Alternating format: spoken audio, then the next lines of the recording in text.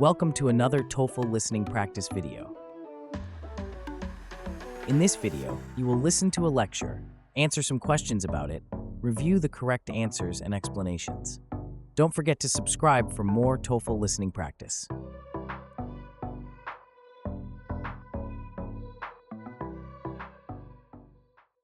Color plays a significant yet often subtle role in how we perceive the world around us, and this effect is particularly powerful in marketing and branding. From the logos we see on storefronts to the packaging on supermarket shelves, colors are carefully selected by marketers to evoke specific emotions and influence consumer behavior. Whether it's the calming blue of a tech brand or the energizing red of a fast food chain, color has the ability to shape our perceptions, decisions, and overall experience with a brand. Understanding the psychological effects of color can give businesses a powerful tool to communicate their brand identity and connect with consumers on a deeper, emotional level. One of the most well-documented psychological effects of color is its ability to evoke emotions. Different colors can elicit specific feelings or moods, which marketers use to align their brand with particular values or messages. For example, blue is often associated with trust, reliability, and professionalism, which is why many financial institutions and tech companies, like PayPal and IBM, use blue in their branding. Similarly, green is linked with nature, health, and tranquility, making it a popular choice for companies in the wellness, organic, and environmental sectors. In contrast, red is a color that stimulates energy, passion, and urgency. It is commonly used by fast food chains like McDonald's and Coca-Cola to create excitement and encourage quick action. Yellow, on the other hand, is often associated with happiness, optimism, and friendliness, which is why it is frequently seen in logos and advertisements for companies targeting younger audiences, such as McDonald's and Best Buy. The emotional responses that colors evoke are not universal, however, as cultural and personal experiences can shape how individuals perceive color. For instance, while red can signify danger or alertness in Western cultures, it can represent good fortune and celebration in many Asian cultures. Similarly, white, which signifies purity and simplicity in some cultures, may be linked to mourning and loss in others. Marketers must therefore take into account the cultural context of their target audience when selecting colors for their branding. In global marketing campaigns, companies often adjust their color choices to resonate with the cultural norms and values of different regions, ensuring their message is both effective and respectful. Beyond emotional responses, color also influences consumer behavior by guiding attention and prompting action.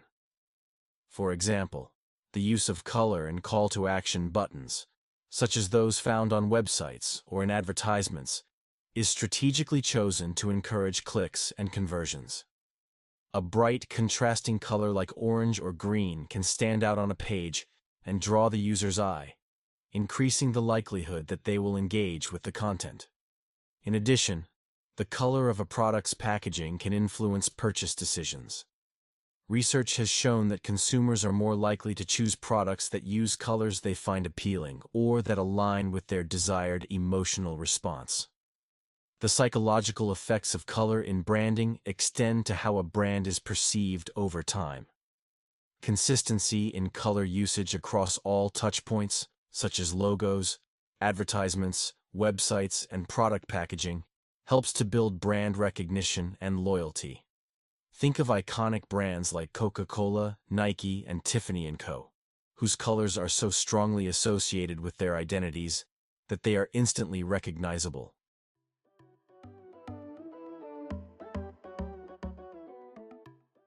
One, what is the professor's primary goal in this lecture?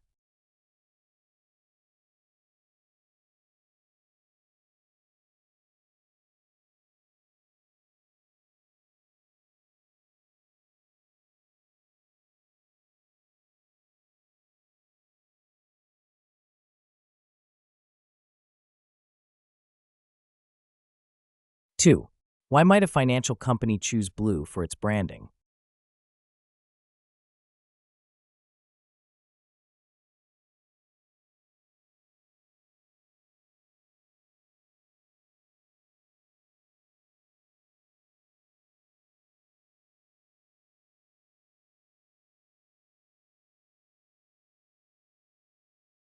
3. Why does the professor mention call to action buttons?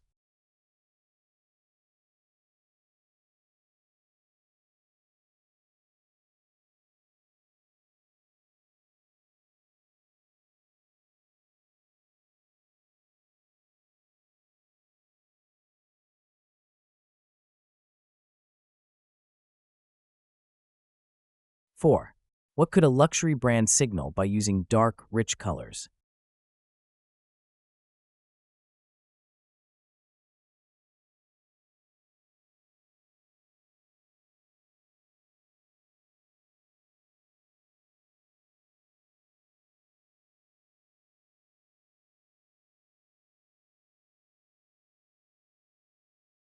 5. What role does color consistency play in successful branding?